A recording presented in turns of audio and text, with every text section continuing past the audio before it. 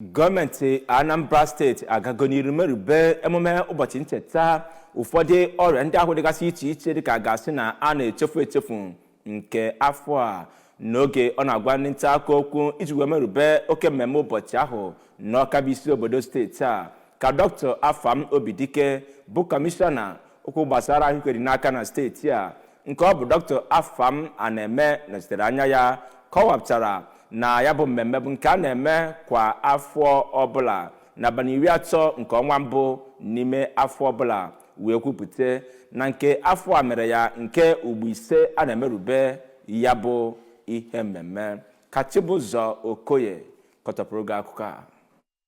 Dọkịta Obidike onye ọ bụ onye Director Public Health na ụlọ ministri ahụike steeti a bụ Dọkịta Afam Aneme nọchitere anya ya mere ka amata ya bụ ụbọchị bụ nke nwepụtara ohere ineba anya nakwa ịkọwara ndị mmadụ maka ya bụ ọrịa ka ọ kọwara na obodo Naijiria bụ nke kasị arịa ya bụ ọrịa na mba Afrịka dịka kasị nwee ya bụ ọrịa na mba Afrịka ma mee ka o doo anya na okpuru ọchịchị niile nọ na obodo Naijiria nwere otu ọrịa maọbụ nke ọzọ na ọrịa ahụ bekee kpọrọ neglected tropical diseases bụ ọrịa ndị ahụ na-enefere anya. Kọmishọna Obidike gara n'ihu mee ka amata na ya bụ ihe nwepụtara maka ịgbadohu na ya bụ mmemme nke 2024 bụ nke nwa bekee kpọrọ Unite Towards nke bụ jikọtanụ ka anyị gbaa mbọ memina ọya NTD bụ nke eji mee ka obodo niile nọ n'ụwa niile otu dị iche iche gbaka aka ịhụ na ememinara ya bụ ọrịa tupu afọ 2030. Dọkịta Obidike kwupụtara na steeti Anambra site na nkwado Kata Center ememinago ọrịa nke a na-akpọ isieke nakwa nke ọzọ nwa bekee kpọrọ lymphatic